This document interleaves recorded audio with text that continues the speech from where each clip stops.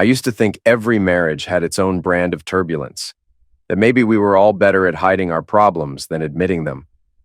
But in the end, I learned the bitter truth. Some marriages are rotted from the inside out, and when they crack, the splinters fly everywhere.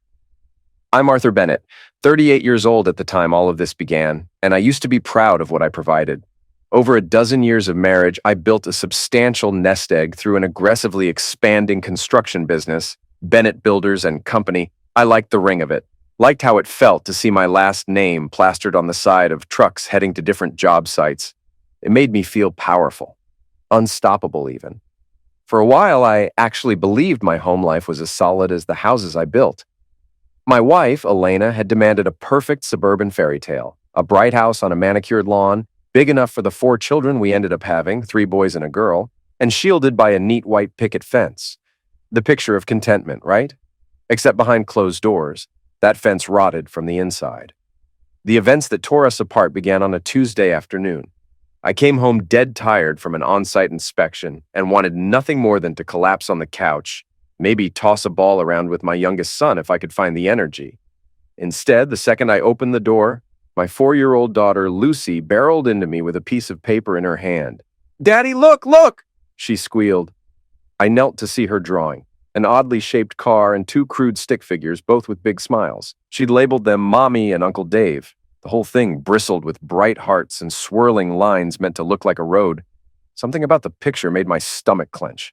Uncle Dave, my father's youngest brother, a 42-year-old ne'er-do-well who was out of work for months at a time, had no business being in Lucy's whimsical drawings, or at least not in a private scenario that excluded everyone else. I plastered on a grin, not wanting to scare Lucy with my sudden anxiety. "Wow, that's beautiful, sweetheart. Why are Mommy and Uncle Dave in a car together?" She shrugged in her childlike way. "I saw them in your room. Mommy told me not to say anything because you'd get mad."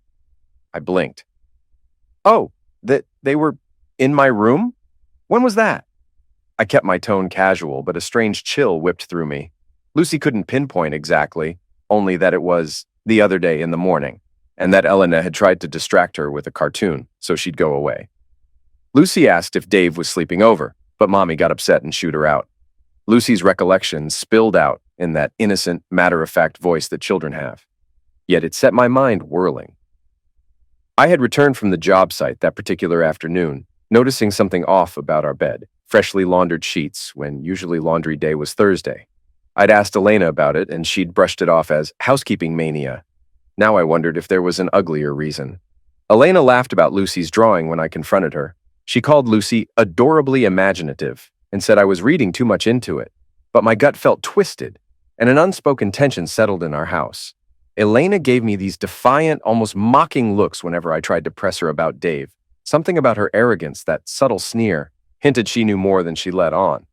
A few weeks later, we hosted a large Bennett family gathering. My father, mother, siblings, uncles, aunts, cousins, second cousins. Our backyard was perfect for it. Wide lawn, barbecue pit, a small place set for the kids. Everyone showed up in a festive mood, except me. Ever since Lucy's drawing, I'd been on edge. Sure enough, Dave arrived, wearing an open shirt that exposed his tattooed arms. He had some tacky design swirling across his bicep. He carried a smug air, the kind that said, "I'm at ease in this house." He tossed me a casual wink. "Hey, nephew," he said, patting my shoulder. "Long time no see." I forced a smile, though I wanted to yank him off my property. Instead, I tried to watch him without being obvious. Whenever Elena passed, he'd make a point of murmuring something. She'd laugh, flipping her hair. When she thought no one was watching, she'd place her fingertips lightly on his chest. I saw it all from the corner of my eye, an electric current of flirtation flowing between them. It made me seethe with quiet rage. At one point, I spied them near the back fence behind my mother's pot of daisies. Their heads tilted close, engaged in hushed conversation. As I inched closer, I caught Dave smiling, a self-satisfied, predatory grin. Elena's face was turned downward, almost coy. And then I saw Dave slip his hand onto her shoulder, a brief gesture, but far too intimate for my comfort. "Enjoying the barbecue?" I said loudly, stepping around the daisies so they could see me. Elena startled. Dave kept his composure, slowly dropping his hand. "We sure are," he said, not looking guilty in the slightest. "You throw a great party, nephew." Elena rolled her eyes at me in a show of arrogance, as though my presence was an annoyance. I was telling Dave about a friend of mine who might hire him, she said with a practiced air of innocence. You know, since he's between jobs. I held Dave's gaze. Really, that's interesting. Dave smirked, not missing a beat. Yeah, it might be good for me to get back to work. And Elena here was generous enough to recommend me. Maybe she knows me better than you think. A swirl of fury glimmered in my chest, but I forced a tight smile. Always glad to help family, Dave. Something in Elena's cold glance that day told me she was done pretending to be a devoted wife. She barely tried to hide how taken she was with him. It was infuriating and humiliating. Over the following week, I wrestled with doubts about whether I was overreacting. Elena kept picking fights about trivial nonsense, my hours at work, my conversation style, how I folded laundry. Meanwhile, her phone was glued to her hand. If I came within 2 feet, she'd bark, "Respect my privacy." One day she slipped and told me Dave had visited. "He came by in the morning to pick up that black jacket you never wear," she said casually. I told him it was fine. My blood boiled. Why would Dave help himself to my jacket at 10 in the morning on a weekday, unless Elena had invited him in for reasons that had nothing to do with the jacket? I took my suspicions to my neighbor, Ralph Walker, who had a security camera angled in such a way that it captured part of my driveway. I told Ralph that someone might be sneaking around my yard and asked if I could check his footage. He was happy to oblige, certain we'd find nothing. But the footage from 3 days prior told a different story. At 9:52 a.m., Dave parked a borrowed sedan by the curb. He walked right up to my door with the same cocky step I'd seen at the barbecue. Moments later, the camera caught him leaning out of the window, wearing one of my black shirts. Not the jacket Elena claimed, my shirt. He even held up a half-filled glass of something. Then he raised it in mock salute at the camera, as though he knew someone might watch the footage. He disappeared from view inside my house. He did not emerge until 12:47 p.m. 3 hours inside my home, walking out as if it were his personal fortress. Worse, he had my black jacket slung over his arm, the one Elena had mentioned. He looked disturbingly satisfied, strolling to the sedan with a spring in his step. Then, in a final act of brazen disrespect, he gulped from a bottle, my whiskey, before driving away. "Looks like I found your trespasser," Ralph said uneasily. I forced a smile I didn't feel. "Thanks, Ralph. Appreciate your help." Inside, my rage climbed to volcanic levels. Not only was Dave likely having an affair with my wife, he was flaunting it. Wearing my clothes, drinking my liquor, parading out of my house like it was a cheap motel. That night, I confronted Elena with the footage. She watched it stone-faced, lips pressed together. Then, unbelievably, she laughed. "You're paranoid," she said, rolling her eyes as if the proof meant nothing. "If you were actually a decent husband, Dave wouldn't need to help me fix things around here." "Fix things? In our bedroom for 3 hours?" She arched an eyebrow. "Believe whatever you want. You've never trusted me, have you? You're always working, always bragging about your success while I'm stuck in this house. Dave pays attention to me. Maybe that's exactly what I need." There it was, her cold admission that she welcomed his attention. I wanted to throw something, but I didn't. I simply told her I was done playing games, and that I'd find out the truth one way or another. I'm a practical man. Once my anger cooled, I realized I needed indisputable evidence before taking drastic steps like divorce.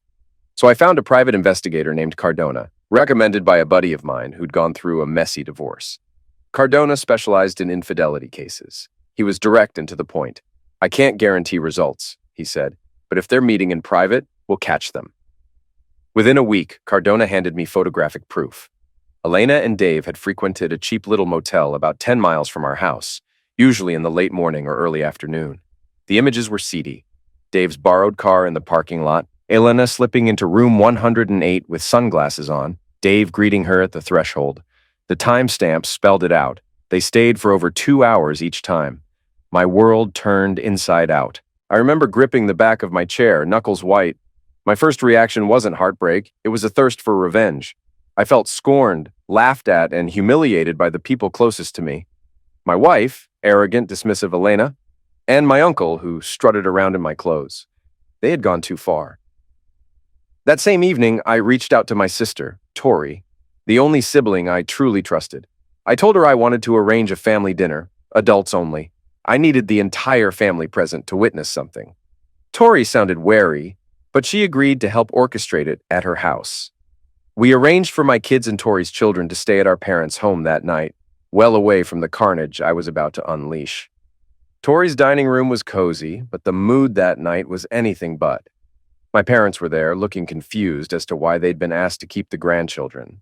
My cousins, uncles, aunts, all seated around a large oak table. Elena and Dave arrived separately, which was interesting because they normally pretended to be distant in family gatherings. That evening, Dave strutted in late, wearing a smug grin. Elena had on a tight black dress that made her look far younger than her 36 years. She perched next to me like a queen on a throne, only giving me a sidelong glance. The small talk was excruciating. Everyone sensed tension, and my father in particular stared at me, question in his eyes. I was quiet until dinner was served, some kind of roast and potatoes. My sister kept throwing me nervous looks. Finally, I decided the moment had come. I tapped my fork against the wine glass. Everyone, I need to share something. My mouth felt dry, but my determination blazed hotter than ever. Thank you for coming. This isn't an ordinary family meal. I need you to see something. I pulled out a manila folder from under the table and spread its contents, photographs, courtesy of Cardona, across the polished wood for all to see. Gasps rippled around the table. The images were explicit enough. Date-stamped shots of Dave and Elena entering or exiting a motel room in broad daylight. My mother's hand flew to her mouth, while my father's face paled. My Aunt Sylvia whispered a stunned, "Oh, God!" Elena's reaction was immediate and arrogant. She let out a huff, crossing her arms. "You are unbelievable, Arthur. Invading my privacy like that?" My eyes blazed. "Privacy? You're cheating on me with my own uncle." Dave cleared his throat, glowering. "You hired a private eye to follow us? That's messed up, nephew. You've always been a controlling jerk." My father rose from his seat, voice shaking. "Is this true, Dave? Elena? You're having an affair?" Elena was quick to retort, her voice cold. "What if I am? Arthur's never home. He treats me like some trophy wife, always boasting about how much money he's pulling in, never giving me the affection I deserve." She turned to me, her sneer thick with contempt. "Maybe I wouldn't have gone looking for comfort if you had done your job as a husband." Anger crackled through the room. My mother began to cry softly. Dave slammed his hand on the table, making the silverware jump. "You want the truth? Fine. Elena and I have been together for half a year. Longer, actually. It started innocent enough. But you," he thrust a finger at me, "you ignored her, so it's your own damn fault." I launched from my seat, fists clenched. "You're wearing my clothes, Dave, drinking my whiskey, claiming my house like it's yours. You're a lowlife." He scoffed. "You never had the guts to stand up to me, nephew. I saw how you flinched when I walked around your place. You're a big talker, but you're weak." "Shut up!" I roared, lunging toward him. The table jostled, plates spinning. My father tried to block me, but I shoved him aside. I caught Dave by the collar, punching him in the jaw. It felt shocking even to me, but also savage and exhilarating. Family members shrieked as Dave recovered and swung back, cracking me across the face with an open palm, an intentional gesture of mockery. My teeth rattled. Then came the chaos. We grappled, tipping the table in the process. The roast slid onto the floor, wine glasses shattered. People yelled and scrambled away. My mother sobbed. My father demanded we stop, but we were locked in a violent dance of mutual hatred. Elena leaped up, her face twisted. "You animals! Stop it! I'm calling the police!" She pulled her phone from her clutch. Dave, spitting blood, broke free from my grip.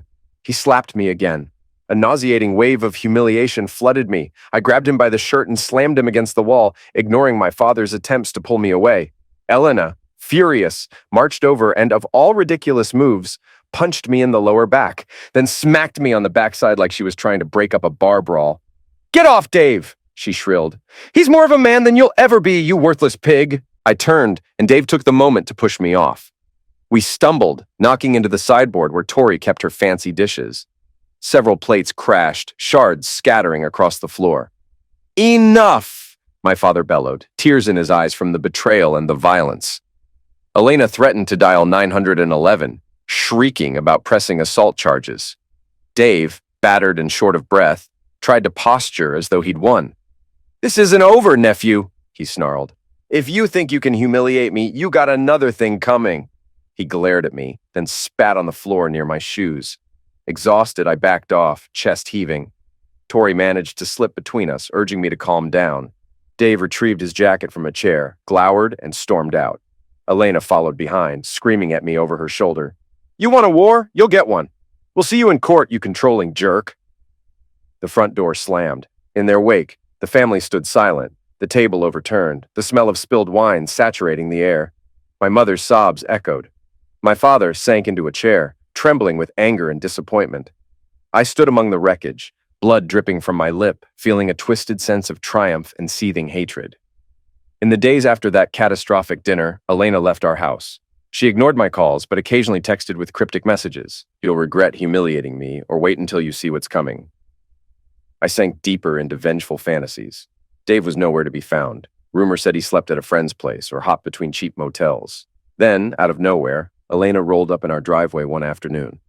I watched her from the living room window, noticing how she planted her hands on her hips, an arrogant tilt to her chin as though she still owned the place.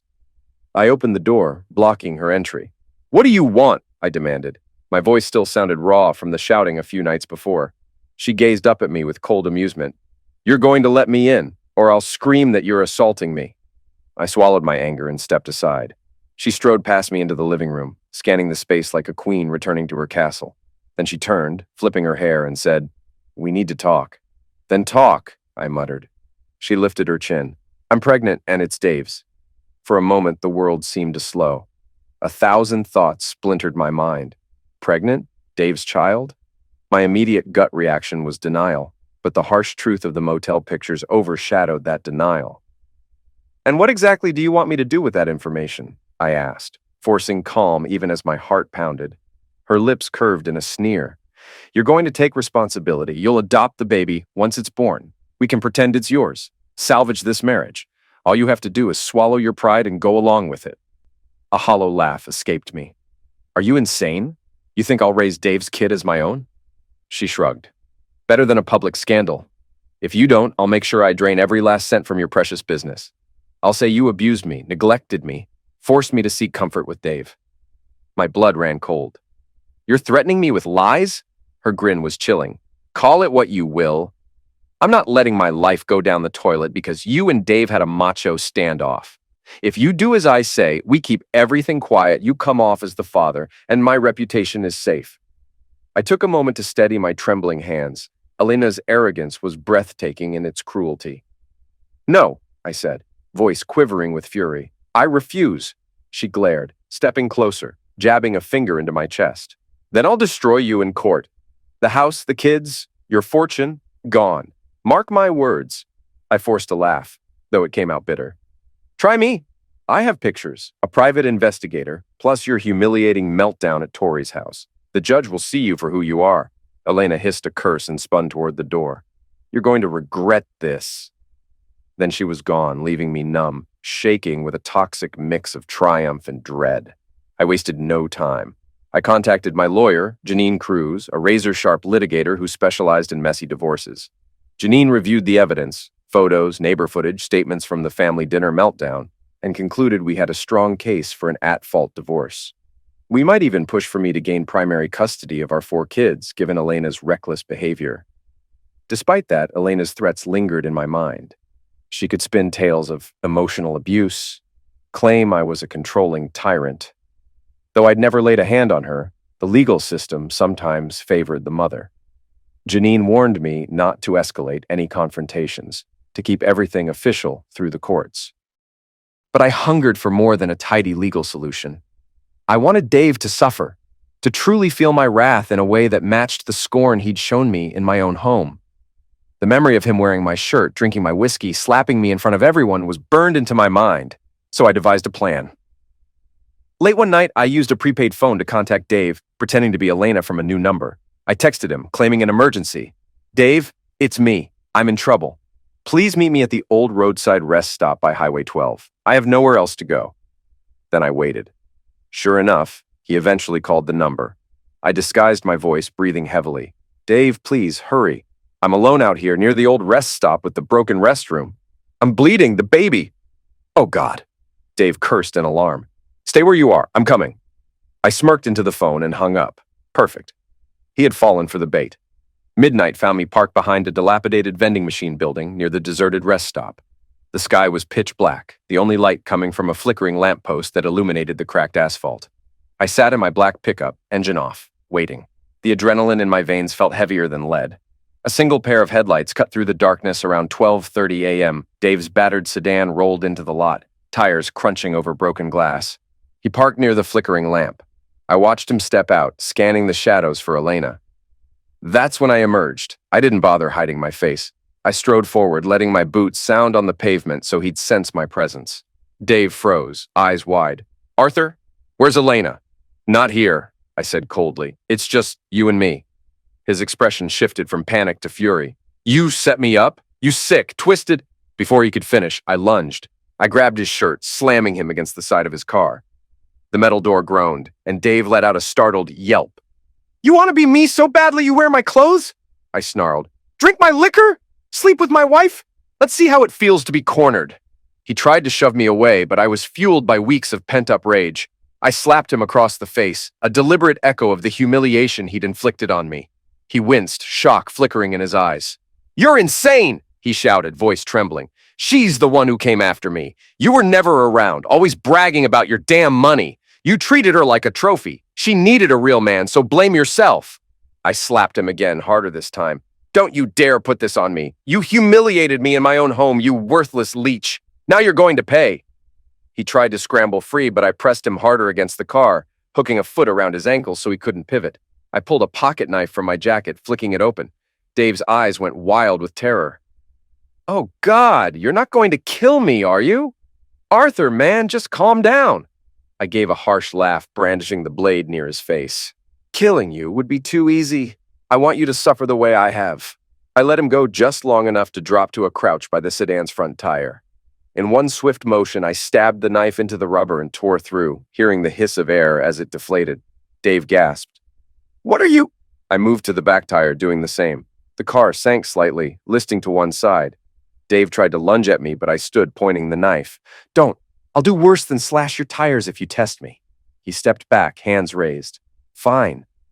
Fine," he muttered, voice trembling with desperation. "Look, I get it. We messed up. Elena told me you basically didn't love her anymore, that you were controlling, that you'd locked her out emotionally. I believed her, man. She said you deserved it." "You believed her?" I spat. "That's no excuse to parade around my house, wearing my jacket, stealing my whiskey. You took everything from me." His chest heaved. "So what now? You're going to leave me stranded?" "Yes." I jabbed the tip of the knife under his car's hood latch, prying it open. "And a little extra."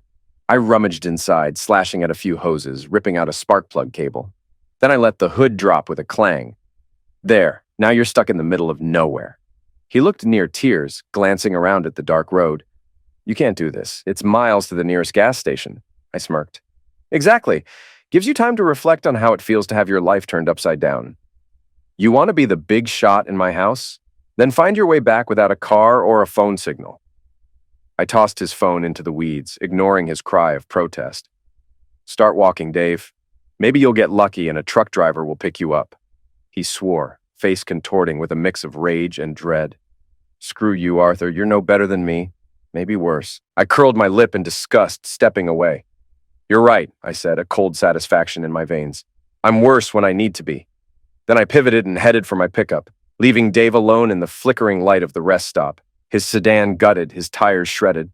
I drove off, heart hammering, not feeling one iota of remorse. Let him rot. After that, everything moved fast. My lawyer filed for divorce on grounds of adultery. Elena tried to push back with claims of mental cruelty, that I was domineering and dangerous. But the recordings, the photos, and statements from the family dinner fiasco painted a picture of her arrogance and infidelity. Dave, absent from town after our nighttime encounter, offered no support. In fact, rumor had it he was too busy nursing his bruised ego or skipping town to avoid further embarrassment. When the judge heard the arguments, the evidence weighed heavily in my favor. Elena's pregnancy, admitted to be fathered by Dave, further illustrated her betrayal. My attorney hammered home that she was morally unfit for sole custody. I ended up winning primary custody of our 4 children. Elena was granted visitation, which she half-heartedly attended. She eventually moved into a dreary apartment on the outskirts of our city, far from the pristine white fence she once loved to flaunt. Occasionally, she'd appear at my house, trying to corner me. "Arthur," she'd snarl, "you've ruined my life. Dave left me with a baby I can't handle alone." Then her voice would drip with that old arrogance. I hope you're satisfied. Now your kids have a broken family. I'd just remind her of the upcoming hearings regarding child support and invite her to speak through attorneys. My concern was only for my 4 older children, especially Lucy, who missed her mother but also sensed the tension. Lucy was 5 now, old enough to see that the world around her was not as simple as she'd once believed.